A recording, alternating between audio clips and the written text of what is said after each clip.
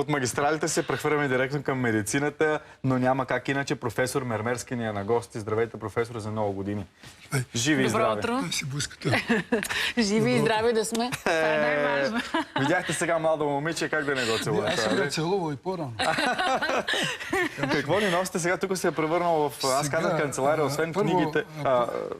Първото нещо, което нося, е елексир на младостта и дълголетието. Аз ви предлагам си пете си от него, затова защото той решава няколко проблема.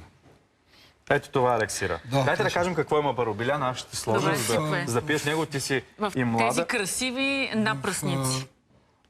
Това го пият само боговете на Витоша и вие сега ще го пиете. Страхотно и чашата е много красива. Какъв е този елексир, професора? Кажете ни. В този елексир се състои от едно хубаво червено вино. Истинско, може би. Истинско, да. Домашно е добре да бъде. В него се слагат 12-13 стръка магданоз, тъй като магданоз е уникален по отношение на лечебни качества. Към него пресен магданоз. Пресен, да. И се слагат 2 лъжици ябълков оцет и се вари. На бавен огън, така че 6 минути да ври. Като ври, се сваля от огъня и се слага 350 грама мето. Питайте го, да какво ме гледате? Добре, хайде. Много е хубаво, е сладко. Сладичко е. Сладичко се. Това е хубаво за сгряване. Знаеш, че някак си се подмлади. Попънати се личицето веднага. За какво помага сега, да кажем? Това помага, първо, хора, които имат проблеми с сърцето. Второ, млади хора, които работят напрегнато и умствена работа, какъвто е вашия случай. Да. Трето, помага за укрепване на имунната система. И аз имам много случаи на хора, които ми се огаждат и ми се обаждат и казват: професоре, нямаш представа какво удоволствие. Не само изпитваме, защото той се пие 3 пъти на ден по една супена лъжица. Това е на градус все пак. Малко по една супена лъжица? Не променя нещата особено. Може да се изпият и по 2, ако някой му падне, може да го изпие цялото на Тогава ще е тотално млад и лекуван. Второто нещо, само професора питаме, колко често се вари това? Ако го сварим, колко време издържа под този си форма? Издържа той, даже да не го сложиш в хладилник, добре е да бъде в хладилник. Да. Но иначе издържа и запазва всички си качества. Сега има още един вариант, в който не го вариме, а слагаме корените, магданоза с корените, и стоят известно време и пак има същите лечебни качества. Елексир на младостта. Сега, аз искам да кажа нещо. До сега... Аз не може да го изпия, между време. Да, даже мога от моето да ти дам, ако искаш. Аз имам 3 часа седмично предаване, в които включвам хора, които са се излекували. Включвах за заболявания, които съвременната фармацевтична медицина не може да лекува. Какъвто е случай с кръвното налягане. Сега, преди Коледа започна, защото тогава стават чудеса. Сега аз имам намерение да се включат не по-малко от 1 милион. Ние имаме 2 милиона и 700 хиляди. Болни, които страдат хипертоници. И най-страшното е това, че когато кръвното е много високо, тогава се получават 2 много неприятни неща. Инфаркт или инсулт. Така че аз ви казах, на мен ми се обадиха 10 човека. Една даже се оплака, че кръвното от 160 е слезло на 99. Оплака се. Не е доволна, така ли? Че много е прекалено нищо. Викам, ще пиеш едно кафе и се оплака. Добре, сега да разкажем. Това беше бурканчо, тъй като беше много рекламно, се го сложих в наша чаша. Това е... Трябва да стои за вид. Вземаш оцет ябълко, хубав домашен оцет. Той оцет слагаш едно яйце. Сварено. Стои 24 часа сварено, добре сварено. И след това го изваждаш, измива се и го изяждаш с удоволствие. Ама сега тук яйцето в момента е обелено или то просто от оцет е разградена черупката? Аз го оберих, за да не бавиме тук топката с забавянето. То иначе си остава сутринта, остава малка черупка. Трябва ли пак да го върнем? Като го оберим, махаме ципата, след това пак ли трябва да го върнем в оцета или директно е готово за консумация? Направо готово за консумация. Колко трябва да престои в оцет? Така, 24 часа. С черупката и тя се разгражда, така? Тя се разгражда и остава ципата. Може да остане и малко от черупката, но това не е страшно. Това сега какво правя аз? Аз вече отивам на друг етап. Не само 7, 8, 10 души да кажат, аз искам да включа примерно 1 милион за кръвното налягане. Или ако вземем случая с това с диабета. Ние имаме 750 хиляди болни от диабет. Вие искате нещо като групова терапия да бъде направена, за да докажете, че... Искам да се докаже. Добре, как едно яйце, което е със стопена черупка в оцет, ябълко в помага за високо кръвно? Трябва да ти кажа, че аз имам претенции, че в една от книгите, които ви нося тук да ви подаря, аз нося книги за целия екип, една от книгите е описано лечебните качества на 200 вида храни. Аз самият, поради това, че яйцето би следвало да увеличи триглицеридите, Точно така. се получава точно обратното. Но тук има едно но, че хора, които са алергични по отношение на яйцата, не бива да ги ядат. С нощи ми се обади една жена, вика, професор, той, между другото, с нощи вече започва и пълнолунието. Не бива да се почва от пълнолуние, трябва да минат, за да може да бъде нормално луната да не ни пречи толкова много. Така, какво е това, което държите? Това е прополис, който е уникален с това, че ако го направиш на прополисова тинктура и всеки седмица по един път си мие зъбите с прополисова тинктура, няма да имаш кариес, няма да имаш кървене на венците, няма да имаш... Стяга венците, така ли? Стяга и той унищожава и вируси, и бактерии, добре, и микроби. В тази форма не може да се консумира. Не, как? просто за диабета, нека да кажем. Защото диабета е ужасно заболяване. Защото съвременната медицина не го лекува. Има лекарства, които имат странични ефекти. Ако направиш 2 топчета от него е така, той като пластелинче, колкото грахови зърна, и когато го направиш това топче ето така, и вземеш вода или млекце топличко и го изпиеш, при някой действа една жена, която работи в почта от 14 единици, които са доста, защото при диабета има неприятното е това, че се ослепява или се получава диабета полинеопатия. Добре, взимат го това с мляко. Как помага на диабетиците? Така, на някой помага, като още на следващия ден намалява кръвната захар. Обаче, за да се подсигуриме, аз им препоръчам да правят чай от живовник, широколистен живовник. Да. Като слагат, да кажем, една шепичка в 600 грама вода и днеска пият. Но обаче тук има опасност, като се пие едното и другото, кръвната захар да слезе много ниско. Аз имам жена, която казва, аз пия само живовник и ми решава въпрос. Така че тук е индивидуално, още повече... Пак трябва да се внимава, нали? Не трябва много да се... Професор Дано, на нас с двамата с Биляна не се налага да ядем яйца, които са представили. А той ми вдига понякога кръвното, както и аз неговото. То като го ядеш, ще се държим по едно резервно. Добре, колко често трябва да се яде това сега яйца? Това само един път. Само един път и си готов? Само един път си готов. Тия, които не са готови, се яват на поправителни изпит. След една седмица. Резултатът се получава на 3-я, 4-я, 5-я ден.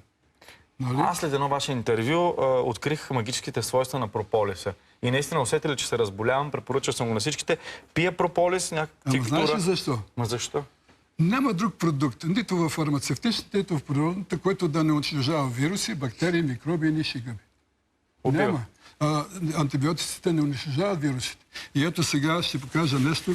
Ако имаш херпес зостер, това може да го покажете. Да. Вижда го камерата. Това е хума, която обаче трябва да мине 20 дни на слънчево осветление или пък да се нагрее, затова, защото една жена ми се обади, тя лекува херпес зостер. Херпес зостер, знаеш какво е жестоко заболяване? Лекува и този червения вятър, който също е ужасно заболяване. Биляна държи картоф. Защо сте донесли картоф? Този сварен картоф. Своя картоф съм го приготвил, затова, защото българския народ не знае, че когато има киселини, трябва няколко дни да яде картофи само, печени. Добре е да са печени. Аз съм го сварил този картоф. И няма друг продукт, който, освен това, този картоф съдържа огромно количество витамин С. Другото нещо, което ми се иска да ви кажа, това е балсама. Той е балсам. сега искате ли да ви направя стриптиз? Чак толкова. Виж ми коляното. Какво му е на коляното? Кожата. Кожата. Кожата е като на малко дете. Да. Аз сега, понеже... Ама ви сега реклама правите на кожа като малко дете на коляното. Да. Между другото... Чакайте сега, професоре, само да ви питам нещо, защото покрай празниците хората са препили, преяли. Какво ще им препоръчате? Аз ще препоръчам нещо много просто. един-два дни да ядат само мандарини. Така и портокали. Тия мандарини, вижте какво се получава. Когато ядете много месо, всъщност перисталтиката на червата спира. А за да може да се увеличи перисталтиката на червата, трябва да се ядат храни, които съдържат много целулоза. Храните, които съдържат много целулоза, са плодовете, но най-вече зелето. Няма значение кисело пресно. И като ядете един ден и го мешате с сърми от зеле, заедно с мандарини, може и портокали, обаче ще ядете заедно с това вътрешността с месото. Да. Нали? Иначе, ако сок. е на сок, няма да реши въпрос. И като го ядеш това нещо, след, да кажем, сутринта до обяд изядеш 2-3 кг и още изядеш 2-3. 2-3 кг. Заедно с вода. Не, понеже го белиш, не е толкова, нали? След това ще отиваш в тоалетната и оставаш много изненадан. Какви мърсоти, извинявам се, че така се изразявам, какви мърсоти има в това. Значи 2 кг мандарини и всичко е решено. Всичко се приключва. Регенериращ крем за лице мермерски. Това ли е моята тайна за красота? Това е твоята. Дълго време и за младост. Първо, той е много приятен и като го намажеш, ще видиш какво усещане ще имаш. Кожата ще стане като стъкло. Като стъкло. Чуплива. Като порцелан. Порцелан по-точно. Гладка. Да. Това какво е? Пак някакво кремче. Това е кремче. А за Антон нещо? Които имат Антон ще му каже. Тия, които имат хемороиди, значи трябва да знаят, че няма по-уникален. Само въпрос за външни. Сега правим експеримент за вътрешни. Няма да казвам как го правим, защото не е приключил. Да, много е рано за разказване. Масажен балсам мермерски. Вижте, масажен балсам. Добре, казвате, че храната е лекарство, а пък ние по празниците преяждаме с това лекарство. То зависи каква храна. Има храна, която е полезна, има храна, която причинява ракови заболявания.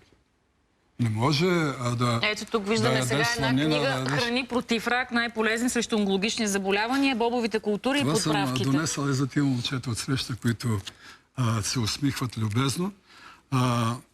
Освен това, аз съм ви донесъл една, която тая съм е допечатвал десетки пъти. Народната медицина, енциклопедия на народната медицина. Значи това вие си избирате. А това е, искате ли да знаете как да се лекуваме, храняйки се?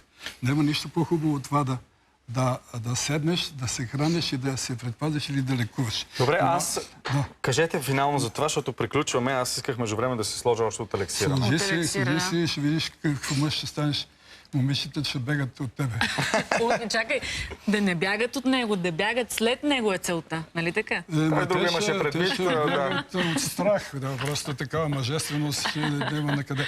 Това нещо, като го намажеш и като сложиш найлон, едно парче и даже не сложиш един колан, то действа в продължение на 5-6 часа. Добре, вече време.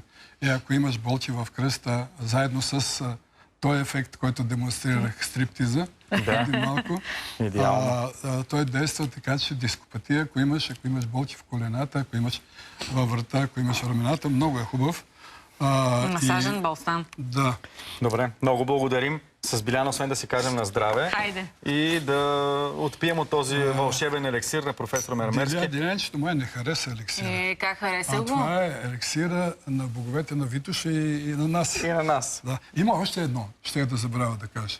Последно кажете ни какво е Сега, то. понеже сме преяли и така нататък, трябва сутрин да се настръждате 3-4 моркова пресни и дребни, не тия свинските моркови. Към тях трябва да сложите зехтин, обаче отвържен. Към тях трябва да добавите и слънчогледово семе смляно. И към тях трябва да сложите и малко прополис, 10 капки, и към тях трябва да сложите и мед. Тогава се получава нещо уникално, защото вие получавате от морковите витамин С и витамин А в огромно количество. Вие получавате витамин Е, който е витамин най-силно изразение противораков, но същото време и на размножаването. Така че ако някой има нужда за добра овулация на яйцеклетката или пък за... Спермогенеза. Спермогенезата. Така че тия неща, аз казах, експеримента ще става за сега не се спрях, ние отиваме на алергия, алергията не се лекува от... Да. Даже съм казал, ние отиваме на... Много са проблемите, като за алергията ще говорим допълнително. Ние сега искахме да поговорим пак за храните, които биха помогнали наистина за най-масовите заболявания. Ето казахте за диабета, за високото кръвно нещо, изключително полезно. И за, разбира се, еликсира на младостта. И за това, и за херпес зостер и червен вятър, които практически са вирусни заболявания. Практически са. Времето бързо минава с вас, професор Мермерски. Много неща. За мен беше удоволствие. За нас също. Надявам се, сме били полезни на хората. Ще го целунах 2-3 пъти. Ние се здрависваме. Всичко добро, благодаря. Всичко добро, успешна нова година. Ви желая да сме здрави. Това на тези момчета държа да прочитат, да видят, че раздаваме на всички колеги по една книга. Ако ядат бобови култури, няма да има рак на храносмилателната система. Това е много важно. Добре, беше удоволствие за мен. Оставям ви да си допиете елексира. Ние ще си допием, ще си се намажем, въобще и така. И действате. Беше удоволствие. Да, приключваме за сега. Продължаваме след малко.